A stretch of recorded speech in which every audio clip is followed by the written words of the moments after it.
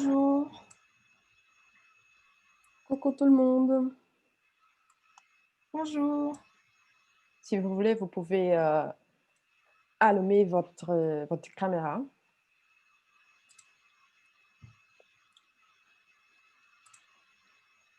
C'est plus sympa de On vous va voir. attendre un petit instant aussi pour laisser entrer vos camarades.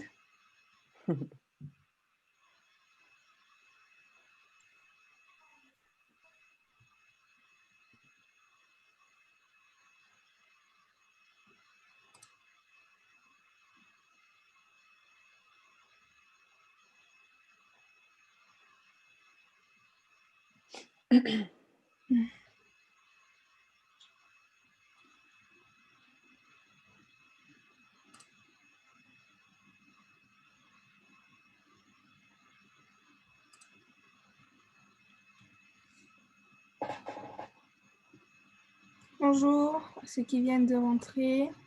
Je suis en train de remettre tout le monde. On va attendre un petit peu, encore 2 minutes, voir s'il y a quelqu'un encore qui vient.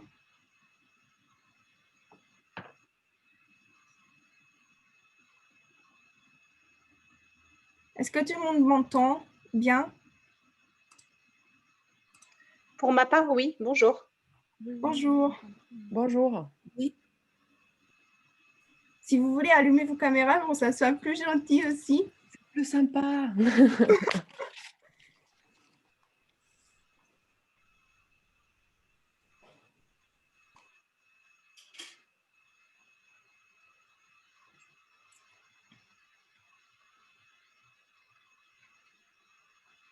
On est déjà pas mal.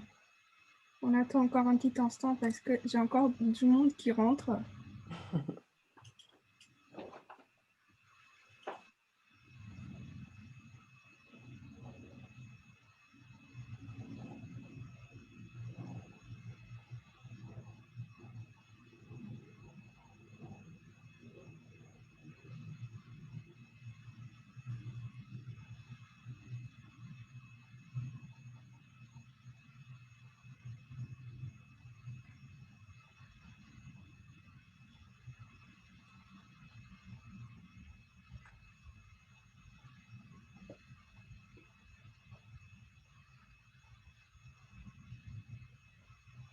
La Jess est déjà là, bonjour.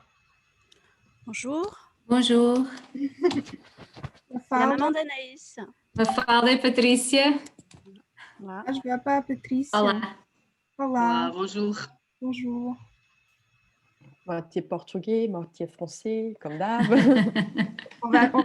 Mais vous inquiétez pas parce qu'on va parler qu'en français et en anglais, ok? Il y aura une partie de la présentation qui sera en anglais. D'accord. Bon, peut-être qu'on va commencer. Ouais, je crois que c'est mieux, sinon... J'ai plus de demandes pour accéder à la réunion, mais on est une vingtaine. C'est que c'est chouette. Donc, je vais vous partager mon écran. Je présente aussi Agathe, qui fait partie de l'Institut Instituto Superior Técnico. C'est la plus grande école d'ingénieurs au Portugal. Et Bonjour à tous. Elle va également participer à notre Webinaire. webinaire, voilà. Et je partage mon écran. Vous me dites si vous le voyez. Est-ce que tout le monde voit mon écran? C'est bon. Ça va? Oui, ça va. Il est là. Vous êtes prêts à commencer? Dites-nous, hein, vous pouvez nous faire des signes.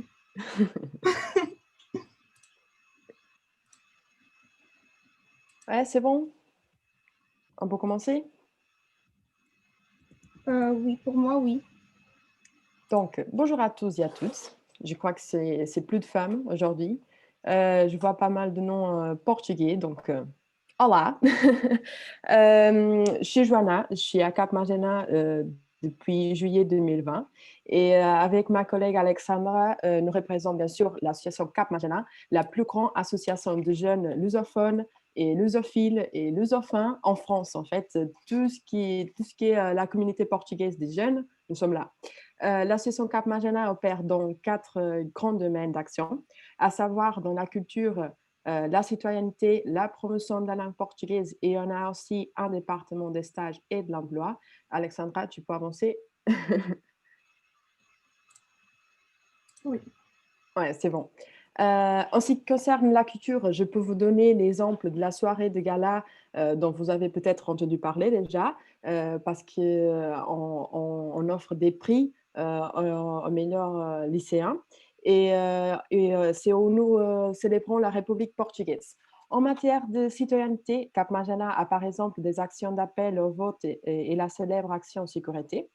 Dans le domaine du service des stages et de l'emploi, nous avons un protocole avec le Pôle emploi portugais qui nous permet de recevoir plus de 2000 offres d'emploi d'entreprises et 2000 CV des candidats et ainsi faire le lien entre eux. Et bien sûr, la promotion de la langue portugaise qui est quelque chose de commun à toutes nos actions, qui comprend par exemple l'action Lusosup, c'est où nous promouvons l'enseignement supérieur portugais. Et aussi, on a par exemple l'événement, les États généraux de la luso-descendance, qui c'est un colloque en fait sur la promotion de la langue portugaise. Maintenant, je pense que je peux donner la parole à Alexandra. Elle va vous montrer le monde, en fait, l'univers de l'enseignement supérieur portugais et l'action Lusosup. Donc, bonjour. Comme ma collègue elle a déjà dit, je suis Alexandra. Je suis la responsable un peu d'organiser ces conférences de divulgation de l'enseignement supérieur portugais. Cela, il fait partie de notre action Lusosup. Et l'action Lusosup, en fait, c'est l'association Cap Magena qui s'engage à présenter au maximum l'enseignement supérieur portugais à tous les luso-descendants portugais en France ou ailleurs, et aussi à d'autres étudiants qui soient intéressés à faire ces études au Portugal. Okay? Donc, notre focus dans cette action, c'est vraiment le quota des 7%. Cependant, on élargit un peu notre focus et on vous présente l'enseignement supérieur portugais en général aussi. Donc, pour vous convaincre tout d'abord à partir étudier au Portugal, on a fait un top 3 des raisons pour partir étudier au Portugal. Donc, le premier, c'est évidemment la qualité et la reconnaissance de l'enseignement supérieur portugais, puisque, si vous ne savez pas, l'enseignement portugais fait partie de Eurodisc. C'est le réseau européen qui garantit la qualité de l'enseignement en Europe, la qualité et la reconnaissance. Donc, en deuxième lieu, on a la langue portugaise et la valorisation de la langue portugaise dans le marché du travail, puisqu'aujourd'hui, on est plus de 280 millions de locuteurs au monde et c'est une langue qui est à chaque fois plus requise dans le monde du travail. Et en troisième lieu, on vous dit qu'au Portugal, vous trouverez tous les domaines de formation. Un peu partout dans le pays, il y a une spécialisation, une université qui se spécialise un peu plus dans un domaine. Et aujourd'hui, on a l'exemple de la plus grande école d'ingénieurs que c'est le IST, mais vous avez aussi des écoles vétérinaires, des médecines, d'agronomie. Vous trouverez un peu tous les domaines de formation. Donc, Joana, je te laisse présenter le système supérieur portugais. Oui, au Portugal, c'est un petit peu différent d'ici en France, en fait. Au Portugal, on a un système binaire, c'est-à-dire on a l'enseignement universitaire, c'est plus théorique, c'est plus lire, c'est plus écrire. Et dans le pôle enseignement polytechnique, on a un enseignement qui c'est plus pratique, c'est le savoir-faire, en fait. Et on a aussi la différence entre institutions publiques et privées. Cette différence-là, c'est juste une différence dans le nom et dans le montant qu'il faut payer à la fin des cours, parce qu'à la fin, vous avez le même diplôme. Ça, c'est sûr. Après, on a des voies. Tu peux avancer, Alexandra? Oui, je suis encore en train d'admettre des gens qui arrivent en retard. Voilà. Oui, je vais vous présenter aussi les voies d'accès à l'enseignement supérieur portugais. On a pas mal de voies. Il existe bien sûr plusieurs façons d'accéder à l'enseignement supérieur portugais, c'est-à-dire on a le concours national pour l'accès à l'enseignement supérieur, le concours général, et c'est là qu'on trouve le quota de 7% qui Alexandra va expliquer, pas encore, mais bientôt. On a aussi le concours pour les étudiants internationaux qu'on va expliquer aussi. Et on a bien sûr le programme Erasmus+, que vous avez déjà entendu parler, bien sûr. Donc, le quota des 7%. Le quota des 7%, c'est seulement un pourcentage des places que c'est réservé à vous dans le concours national d'accès organisé par la GESH, aussi présent ici aujourd'hui. Et en fait, ce petit quota, ça représente 3500 places réservées aux étudiants portugais, aux et descendants qui font leur bac à l'étranger. Donc, le concours national d'accès, il est organisé, comme je viens de le dire, par la DGESH, que c'est la Direction générale de l'enseignement supérieur. Tout le monde en a accès, tout le monde qui a une identité européenne peut intégrer le concours national d'accès à l'enseignement supérieur. Et c'est par là que tous les étudiants passent pour accéder, quasiment tous les étudiants passent pour accéder à l'enseignement supérieur. Ensuite, pour les étudiants non européens, ils ont le concours pour les étudiants internationaux qui se passe au sein de chaque université. En fait, vous devrez déjà savoir quelle est l'université qui vous intéresse et rentrer en contact direct avec eux et voir comment vous pouvez intégrer leur formation, puisque les candidatures se font directement auprès de chaque université pour le concours des étudiants internationaux. Donc, comme je disais, on a aussi les programmes Erasmus+. Il est supposé que vous êtes déjà étudiant dans un établissement d'enseignement supérieur, par exemple ici à Paris, en France, et vous serez bien sûr mobilisé, c'est-à-dire que vous étudieriez dans un autre établissement d'enseignement supérieur, au Portugal, bien sûr, pendant une période déterminée, soit de 2 ou 3 mois, soit de 12. Après, on a aussi d'autres voies d'intégrer l'enseignement supérieur, comme la connue filière intégrée France-Portugal avec l'Université de Coimbra et l'Université de Sciences Po à Bordeaux. C'est un cours qui vous donne à la fin le double diplôme, et c'est-à-dire vous avez étudié dans les deux pays qui sont concernés. And now I think it's better give the word to Agatha that is here to representing the Instituto Técnico de Lisboa. Thank you. Now, yes. And I'm sorry I'm not speaking in French, but I think my French is too rusty right now. I hope you can all hear me well. I'm here to present to you Técnico Lisboa, and I will start by leaving you in the chat, for all of you, a form that you can fill in with all your data, and you will instantly receive an email with all the information you might need in your specific case, whether you have an European or only Portuguese nationality or from abroad, the European Union. So starting by presenting Técnico Lisboa, there's this idea that we are the school of engineering only, but we also have science, technology, and architecture, and we are the best school of it in Portugal. I think, okay, now here we go. We have 3 campi, all in the Lisbon district, one north, which is CTN, where we have a nuclear reactor available for students to make all experiences and research they need. We have one south, very close to the beach for those who like surfing, which is called Campus Tagus Park, which is more technological and entrepreneur, with a lot of startups, and our main campus, which is in the heart of Lisbon, Campus Alameda, where almost, let's say, 95% of our degrees happen, and the classes as well.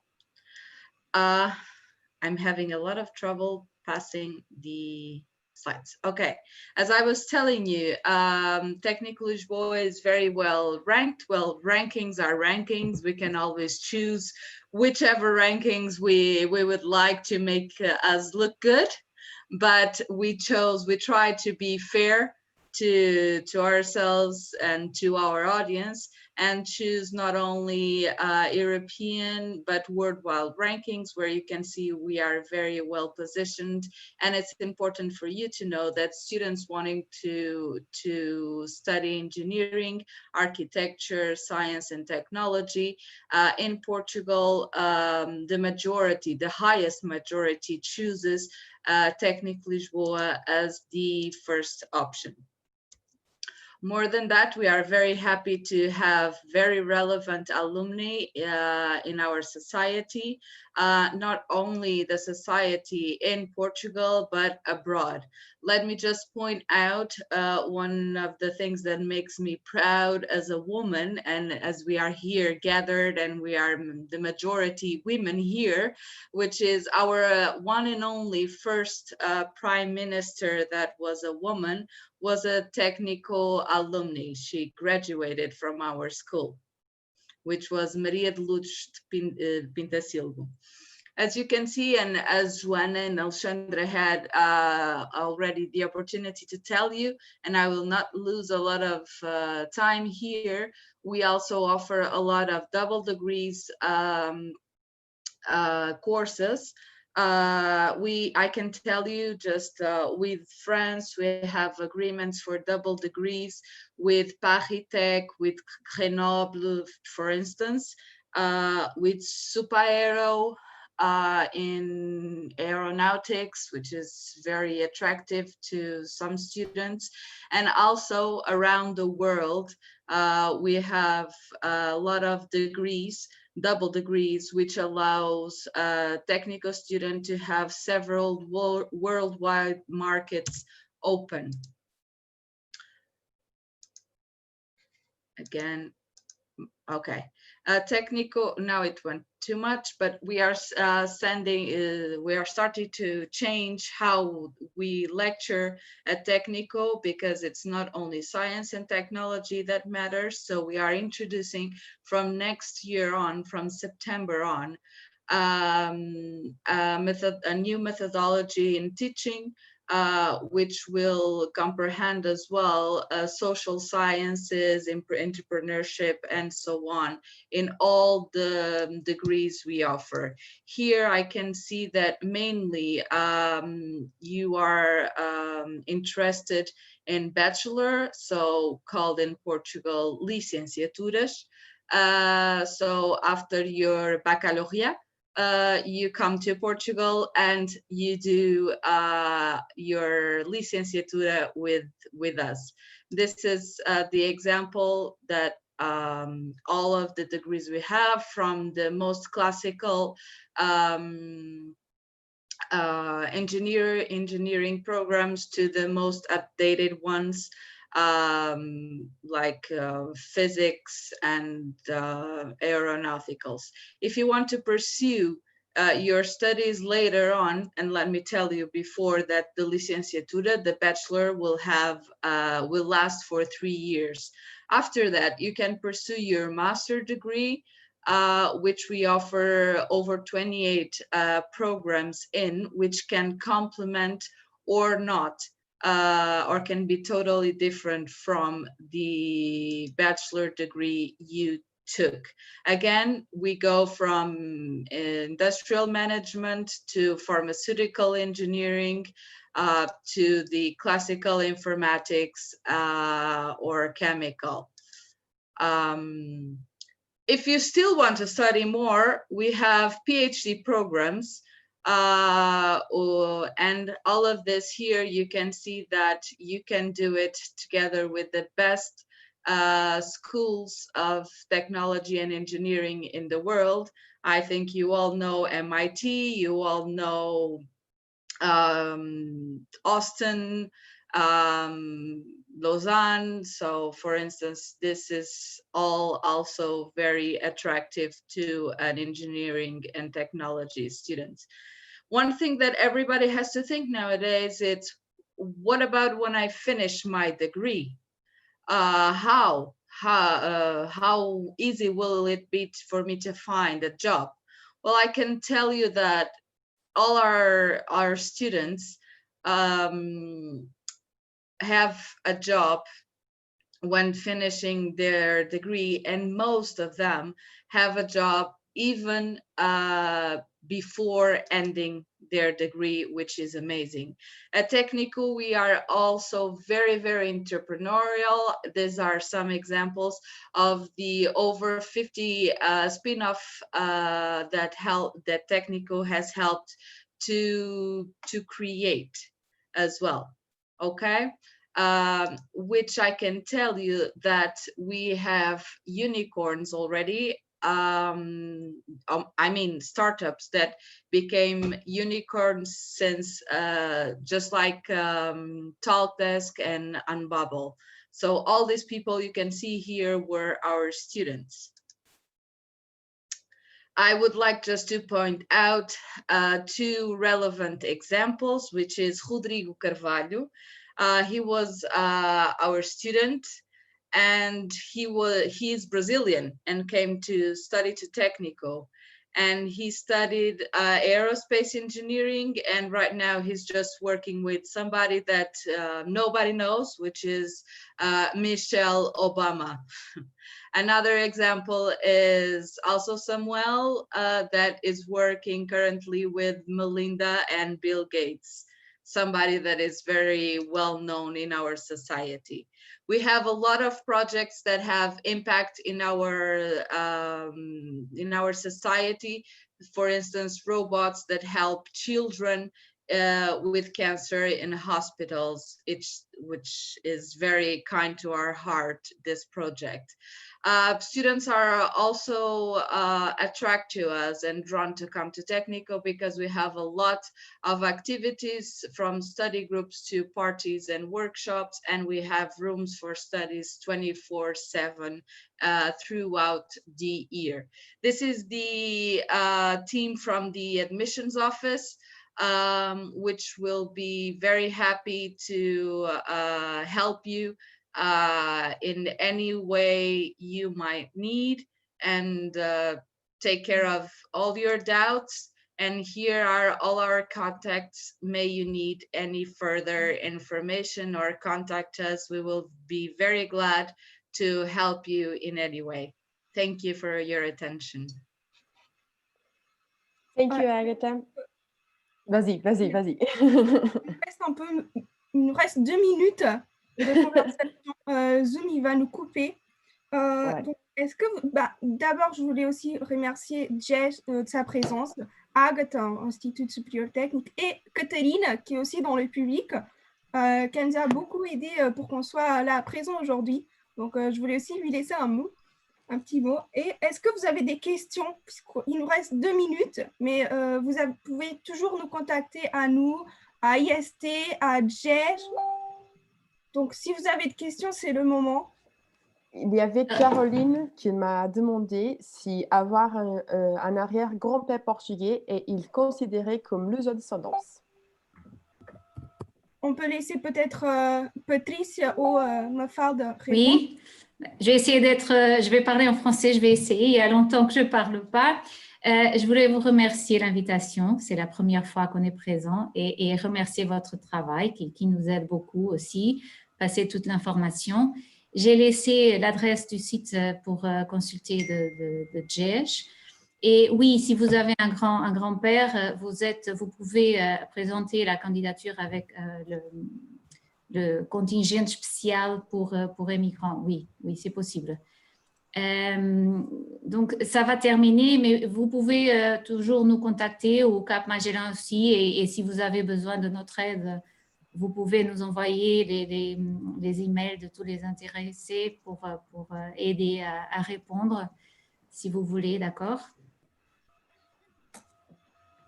Donc voilà, est-ce qu'il y a d'autres questions? Vous pouvez toujours nous contacter, on est toujours disponible.